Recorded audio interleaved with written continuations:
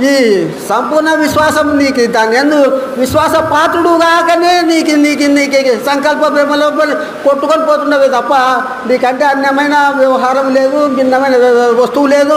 ఏ వస్తు గమనం లేకుండా అది ఉంది. అన్ని వస్తు గమనాలు పెట్టుకొని వస్తు గమనాన్ని విడిచిపెట్టినంత కాలము నేను ఎంత చెప్పుకున్నప్పటికీ కానీ ఈ మాయా జాడ్యం అనేది అంత తొందరగా వదిలేది కాదు. నేను తెలిసినానంటే తెలివాయ. అది తెలియక తెలిసేదాన్ని తెలియకనే తెలియబడాలి. తెలివితో తెలిసబడేది మాయ.